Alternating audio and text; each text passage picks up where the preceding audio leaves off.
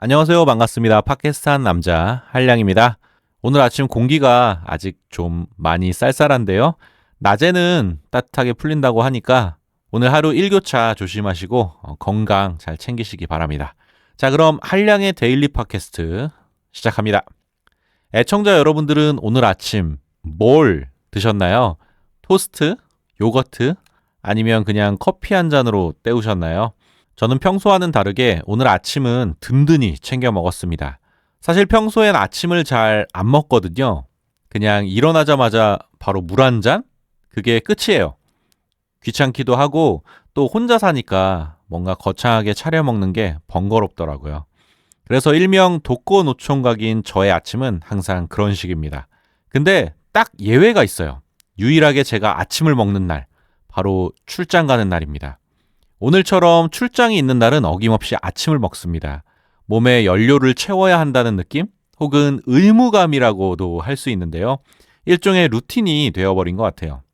중요한 날, 바쁜 날, 정신 바짝 차려야 하는 날, 그런 날에는 꼭 아침을 먹어야 속이 든든하고 마음도 편합니다. 오늘 아침 저는 판교에 출장을 왔습니다. 매번 느끼는 거지만 이상하게 판교라는 동네는 올 때마다 긴장이 되더라고요. 최신 IT 기업들이 모여 있어서 그런가 뭔가 다들 바쁘고 날카롭고 저만 혼자 경기도 촌놈처럼 동떨어져 있는 느낌인데요. 어찌됐건 판교에 출장 온 저는 평소와는 달리 시간에 좀 여유가 있었습니다.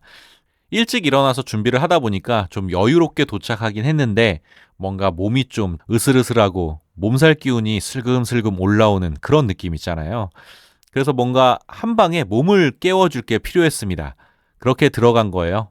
근처 뼈해장국 집으로 말이죠.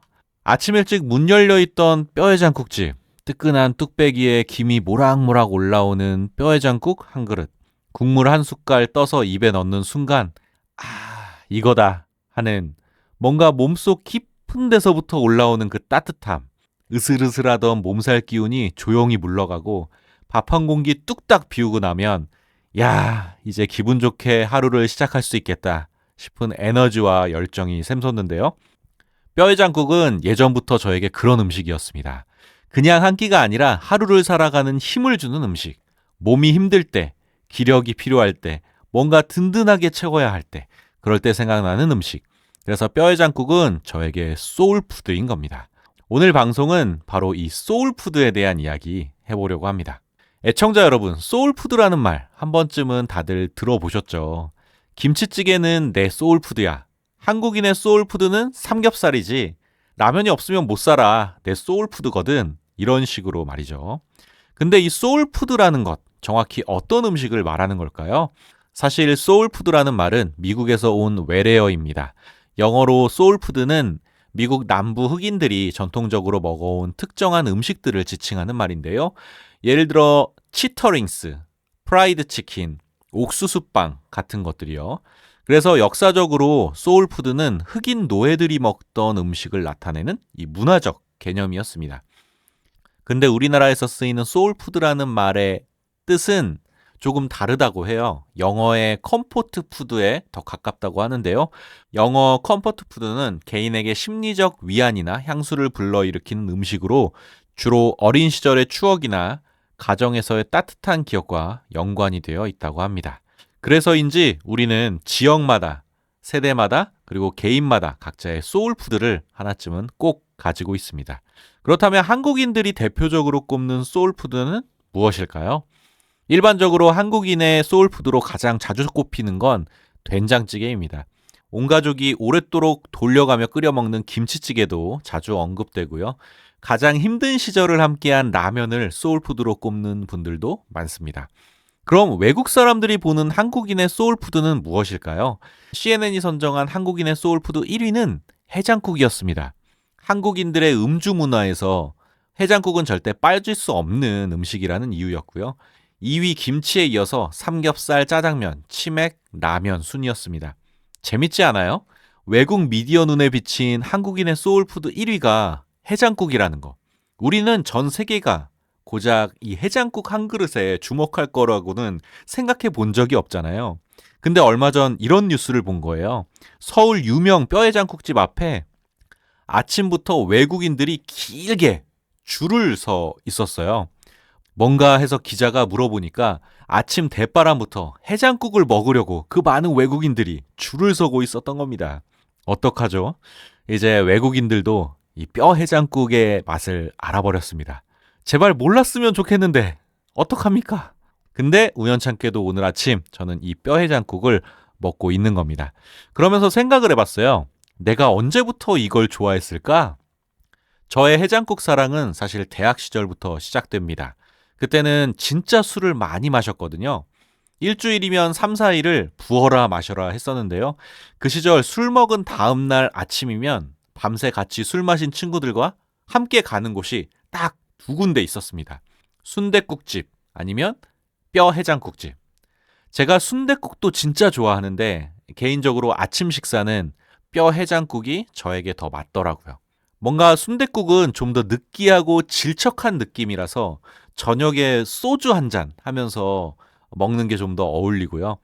해장국은 칼칼하고 느끼함이 순댓국보다는 적어서 아침에 딱 맞는 느낌? 조금 설명하기는 어려운 좀 미묘한 그런 차이인데 저에게는 아침에 해장국이 더 찰떡이었습니다. 아, 그리고 해장국집은 아침부터 문을 여는 데가 많잖아요. 잔뜩 움츠린 이른 아침. 뚝배기에 담겨 끓고 있는 그 뼈 해장국이 눈앞에 딱 놓여지면 국물 한 숟가락을 떠서 입에 넣는데요. 그 순간 김서린 안경에서부터 눈이 녹듯 따뜻한 기운이 온몸으로 스르르 퍼져나가는데 저는 온몸의 긴장이 풀리는 그 기분을 정말 좋아합니다. 안타깝지만 지금은 제가 술을 안 마십니다. 그런데 신기하게도 뼈해장국은 자꾸 생각이 나요. 몸이 으슬으슬하거나 기운이 없을 때, 그리고 뭔가 충전이 필요할 때 특히 더 생각이 나는데요. 생각해보면 저에게 소울푸드란 비싼 고급 음식이 아닙니다. 가슴 따뜻해지는 애정이 담긴 음식, 이 뼈해장국 한 그릇이 제 삶에 활력소를 주는데요. 그게 제가 생각하는 이 소울푸드의 본질인 겁니다. 요즘엔 뼈해장국 한 그릇에 10,000원입니다. 예전엔 저렴한 가성비 음식이었는데 가격이 많이 오르긴 했습니다. 그럼에도 뼈해장국은 저에게 가장 든든한 한 끼이고 지칠 때 가장 먼저 찾는 최애 음식입니다. 사람마다 자신에게 어울리는 음식이 있다고 합니다. 일명 내 음식궁합인데요. 어떤 음식은 먹고 나면 오히려 힘이 빠지고 속이 불편합니다. 반면에 어떤 음식은 먹는 순간 힘이 솟아요. 그게 저에게는 뼈 해장국입니다. 오늘 아침엔 제가 뼈 해장국을 먹으면서 문득 이런 생각이 든 거예요. 뼈 해장국은 언제부터 시작됐을까? 의외로 최근에 생겨난 음식은 아닐까? 하는 의문이었는데요. 부대찌개도 1960년대 이후에 생겨났고 짜장면도 1900년대 초부터 발전했습니다. 삼겹살은 한국인의 대표적인 소울 음식이라고 불리지만 사실 1970년대에서 1980년대 중반에 본격적으로 구워 먹기 시작했다는데요. 지금 내가 뚝배기 바닥까지 싹싹 긁어먹고 있는 이 뼈 해장국은 대체 언제부터 시작된 걸까? 그래서 찾아봤습니다. 일명 뼈 해장국의 모든 것. 그럼 제가 찾아본 이야기 함께 해볼까요? 먼저 해장국이라는 이름부터 짚고 가겠습니다. 해장국. 많은 사람들이 이 이름을 보고 술을 먹은 다음날 장을 해결하는 국, 한자어로 풀, 해자에 창자, 장자를 써서 해장국이라고 생각하시는 분들이 많은데요. 사실 그게 아닙니다. 해장의 본뒷말은 한자어로 해정입니다. 풀, 해에 숙취, 정을 쓴다는 건데요. 숙취를 풀어낸다는 뜻입니다. 이 숙취를 푼다는 해정이라는 말이 세월이 흐르면서 해장으로 소리가 바뀐 겁니다. 소리가 바뀌었다고는 해도 해장국은 원래 이름이 지어졌을 때부터 정확히 숙취를 풀어주는 국이라는 뜻이 담겨 있었던 겁니다. 그럼 이 해장국은 언제부터 시작됐을까? 가장 오래된 기록은 고려 말기의 중국어 회화 교본인 노걸대에 등장하는 성주탕인데요. 이게 해장국의 원형이라고 할 수 있습니다. 육수에 정육을 잘게 썰어서 국수와 함께 넣고 천초가루와 파를 넣어 끓인 방식인데요. 얼큰한 오늘날의 해장국과 기본 원리가 같습니다. 조선시대에는 어땠을까요? 공식 조리서에는 해장국이 안 나오는데요. 그렇다고 없었던 건 아닙니다. 조선시대에는 특히 효종갱이라는 된장국과 비슷한 해장국이 있었는데 배추 속대, 콩나물, 송이버섯, 표고버섯, 소갈비, 해삼, 전복 등 18가지 재료를 넣고 토장과 함께 종일 푹 고아낸 보양 해장국이었습니다. 그때 당시 양반들 사이에서는 인기가 최고였다고 전해지는데요. 게다가 이 효종갱을 잘 끓이는 식당이 남한산성 근처에 있었다고 해요. 그래서 한양의 양반들이 해장이 땡기는 날이면 꼭두 새벽부터 하인들에게 해장국 셔틀을 시키는 일이 많았다고 합니다. 조선시대 양반들도 결국 다 같은 사람이었던 거죠. 숙취에는 장사가 없었던 겁니다. 이때까지 해장국은 양반들의 음식이었는데요. 해장국이 대표적인 서민 음식으로 자리 잡은 건 좀 더 근대의 이야기입니다. 현재 해장국은 1883년 인천항 개항과 함께 시작됐다고 알려져 있습니다. 외국인들이 소의 안심, 등심 같은 주요 부위를 먹고 남긴 내장, 잡고기, 뼈 등을 인근 식당에서 국으로 끓였고 이게 노동자들에게 큰 인기를 얻으면서 오늘날의 해장국으로 이어졌다는 거죠. 그 뒤 본격적으로 해장국이라는 이름이 각종 언론 매체와 문헌에 등장하게 된 건 약 100년 전인 1920년대 무렵이고 지금처럼 전국적으로 퍼진 건 1960년대에서 70년대 일이었습니다. 지금까지는 통상 해장국에 대한 이야기였고요. 지금부터는 오늘의 주인공, 이 뼈해장국에 대한 이야기를 해보겠습니다. 일단 해장국이 뭐냐 하면 돼지 등뼈를 오래 끓여서 만든 국입니다. 우거지나 시래기가 들어가 있고요. 된장 베이스에 칼칼하게 끓여서 뚝배기에 담아내는 음식이죠. 그런데 여기서 질문 하나. 뼈해장국이랑 감자탕 뭐가 다를까요? 감자탕은 3, 4명이 함께 먹는 전골 형식이고 뼈해장국은 뚝배기에 담긴 1인분 형식입니다. 이렇게 저는 알고 있었는데요. 한 가지 제가 알아채지 못한 큰 차이가 있었습니다.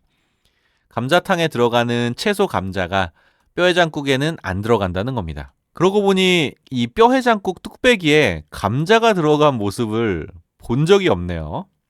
평생을 그렇게 뼈해장국을 먹었는데 감자의 유무에 대해서는 전혀 신경 쓰질 못했습니다. 사실 감자탕과 뼈해장국은 같은 요리라고 해도 무방한데요. 다인분으로 내놓으면 감자탕, 1인분으로 내놓으면 뼈해장국입니다. 다만 감자탕에는 감자 이외에도 당면, 떡, 라면사리 같은 부재료가 들어가 있는 경우가 많고 뼈해장국에는 대부분 이런 부재료가 없습니다. 결국 뼈해장국은 감자탕의 1인분 버전이고 혼자 먹기 편하게 개선한 국밥의 성격이 강한 음식입니다. 저 같은 독고 노총각에게는 감자탕보다 이 뼈해장국이 잘 맞습니다. 혼자 앉아서 뚝배기 하나 앞에 두고 밥 한 공기 싹싹 비우며 한 끼 때우는 것 100점 만점에 200점짜리 아주 만족스러운 혼밥 경험인 거죠. 그리고 감자탕이라는 이름에 들어간 이 감자라는 말의 유래도 알고 보면 재밌어요. 대부분 오해하시지만 감자탕의 감자는 우리가 흔히 알고 있는 이 채소 이름의 감자가 아닙니다. 남부 지역 일부 방언에서 돼지의 등뼈를 감자라고 불렀다고 하는데요. 그 돼지 등뼈로 만든 탕이 감자탕이다라는 거죠. 식물인 감자와 돼지 등뼈인 감자, 공교롭게도 둘 다 감자탕의 재료입니다. 충분히 오해할 만한 이름인 것 같네요. 자, 다시 본론으로 돌아와서 저는 뼈해장국을 먹으면 진짜 힘이 솟는 기분이 들거든요. 처음에는 그게 그냥 기분 탓인 줄 알았는데 알고 보니 이유가 있었습니다. 뼈해장국의 주 재료인 돼지 등뼈에는 다양한 영양소가 풍부하게 들어있는데요. 동의보감의 돼지 등뼈는 허약한 사람을 살찌게 하고 음기를 보하며 성장기 어린이와 노인의 허약을 예방하는 좋은 약이 된다고 기록되어 있고요. 돼지 등뼈를 장시간 끓이면 이 콜라겐과 칼슘이 국물에 녹아들어서 관절 건강과 피부 건강에도 도움이 됩니다. 칼로리는 1인분 기준 약 350에서 420kcal 수준인데요. 국물 요리치고는 높지 않고 단백질 함량도 풍부합니다. 그러니까 뼈해장국 한 그릇이 가격은 저렴하지만 영양학적으로는 꽤 탄탄한 음식이라는 거죠. 거기다 뜨끈한 국물이 속을 채워주고 얼큰한 고춧가루가 혈액순환을 돕고요. 우거지와 여러 가지 채소의 식이섬유가 소화에도 도움이 된다고 하는데요. 몸이 으슬으슬할 때 해장국 먹고 기운 차렸다는 게 단지 제 개인적인 경험이 아니라 일부 과학적인 근거가 있었다는 겁니다. 자, 오늘 제가 준비한 내용은 여기까지고요. 한 문장으로 정리하면 이렇습니다. 제 소울푸드는 쌀쌀한 아침, 뜨끈한 뼈 해장국 한 그릇입니다. 왠지 모르게 지치고 으슬으슬한 아침, 뜨끈한 뚝배기 하나가 저를 살립니다. 그게 제 소울푸드고요. 제 밥심의 원천입니다. 애청자 여러분들의 소울푸드는 무엇인가요? 댓글로 꼭 남겨주시기 바랍니다. 지금까지 팟캐스트 한 남자 한량이었고요. 오늘도 들어주셔서 감사합니다. 다음에 만나요. 안녕.